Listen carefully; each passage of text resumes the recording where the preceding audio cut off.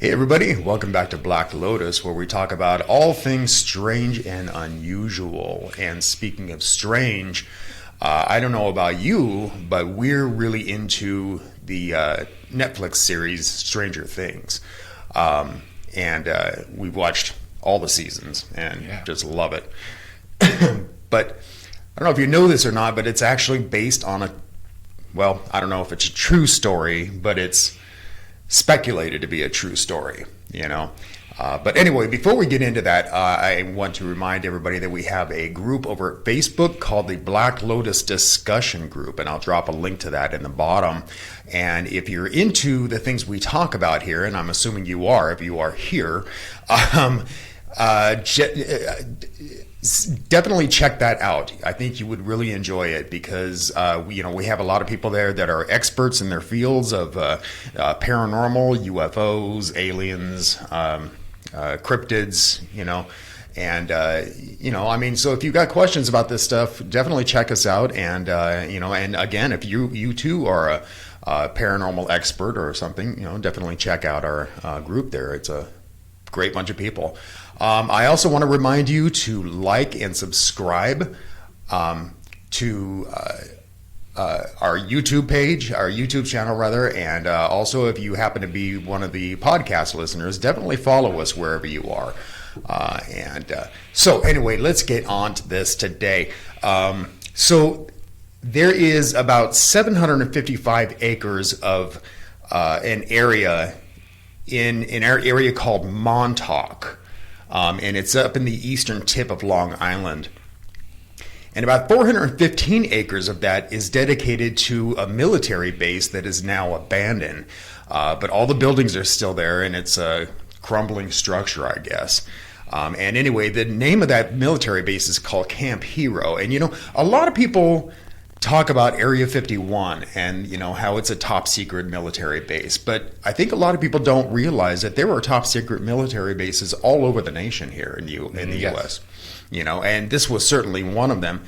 And it's thought that I guess its notoriety came from a couple of guys by the name of Preston Nichols and Peter Moon, and they wrote a book entitled The Montauk Project, Experiments in Time, and it was published back in 1992. And the reason they wrote this was because there are a lot of rumors and a lot of conjecture that experiments were taking place there on human beings, insofar as that they were brainwashing them, they were doing psychedelic testing on them, and that sort of thing. But anyway, what do you know about it, Ralph? Well, not only that, they were also involved in time travel, supposedly, and extraterrestrials were supposedly there on the site also. Yeah. And and then there is apparently there's a radar tower. Now, if you're watching us on our YouTube channel, you can see that behind me. And this radar tower would rotate every 12 seconds, and a lot of people there in the area swore that they were having problems with their electronics, and that they were having trouble sleeping, and that kind of thing, and they were having, I guess, visions and that sort of thing. Well, yeah. Well, Preston Nichols says he was actually being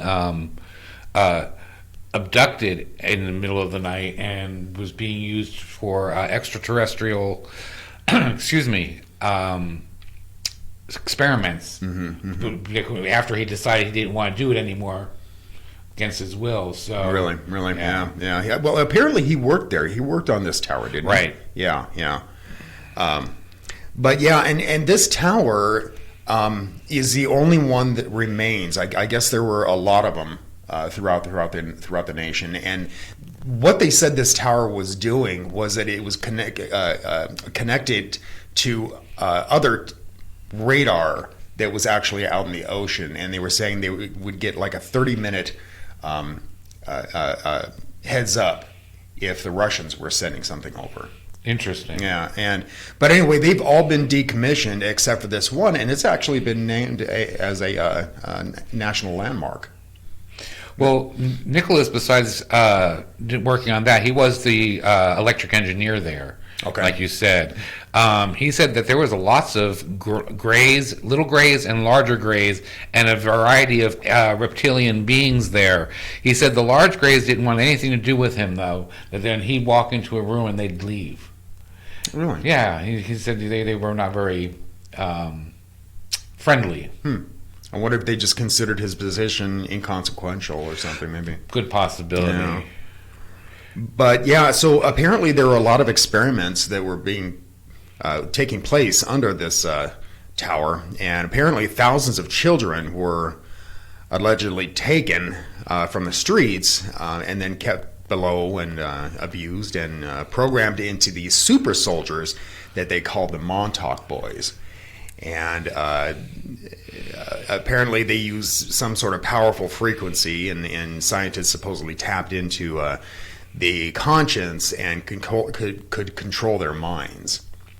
But so that's very similar to the plot of Stranger Things. If you haven't seen Stranger Things, I'm sorry if I'm giving something away here, but I found that very interesting that the government did this. And now, if you're one of those people who happen to believe that the government wouldn't do something like this, I'd have you explore history a little bit.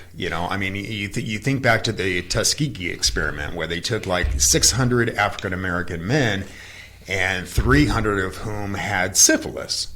And they withheld treatment on them, the standard treatment, and right. they were trying something else, and they didn't do this of their own accord. It's not like they volunteered for this thing, I mean, and then think about the MK-12, and do you remember that incident that happened up in Canada, where the U.S. government took LSD and tainted the water of this little town, and the whole town went nuts. I mean, so it's not as though our government isn't want to do these things, because they are, There's so many things our government does that they don't tell us about. So I wouldn't put it past them to put a lot of stuff. Look at the fluoride treatment that they did when they were experimenting with fluoride. They're still doing it. Yeah. Well, but cities have taken it voluntarily now, right?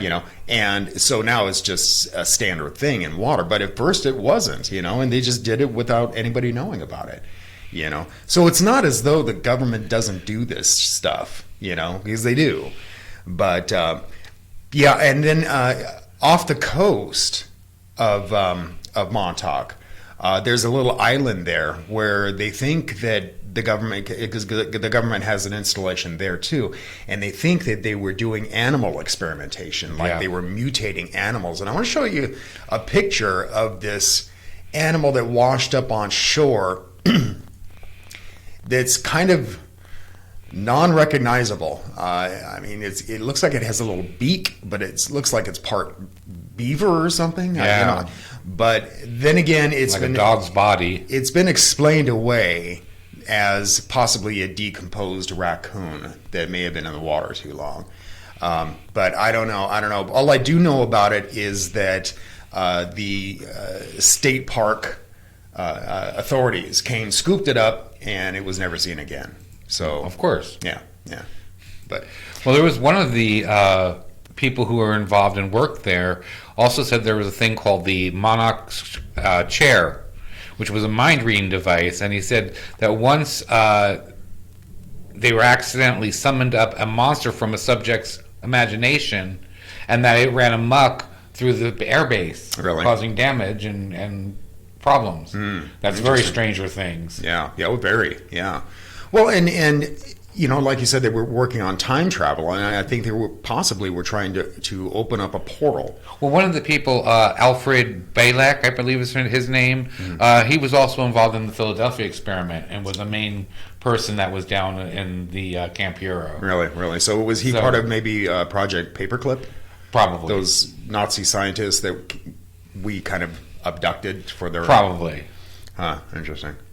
Yeah, I thought the whole idea that the Stranger Things is actually based on this true camp is just crazy anyway. You Right. would never think so. Yeah, I mean, and in Stranger Things, you've got that girl by the name of 11 who was being experimented on, and the only reason they call her 11 is because that's the tattoo she had on her wrist. And I wonder how many people are out there that have these possibly have these tattoos even today. Well, yeah, they definitely said they were kidnapping people and working on them to become spies, psychic spies. I'd like to see if anybody has ever come forward that was involved with the project itself, that were maybe one of these test subjects. Stuart Swerdlow, excuse me.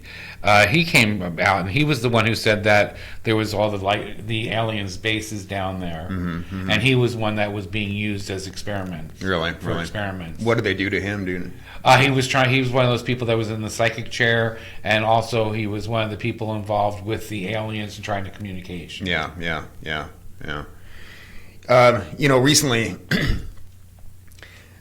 We celebrated the 50th anniversary of the moon landing, and there's a lot of people out there that believe that the whole moon landing was faked, and I'm not going to get into that whole thing. We've done a show on that once before, but most people are out there they're like, how can you keep the mouths shut of so many people that worked on this thing? And the fact is that it's like with any government institution, the right hand doesn't necessarily know what the left hand is doing. You know what I mean? And I think that that's very true in top secret military things where, you're on a need to know basis. So I think a lot of people, like the one guy you were talking about who said that the tall gray wouldn't have anything to do with him. And it's probably because, like I said, he was inconsequential to whatever he was doing. Right. So he's just like, I don't need to deal with you. You're just another puny human. You know what I mean? Yeah, and another thing from him, I want to read a quote real quick from him.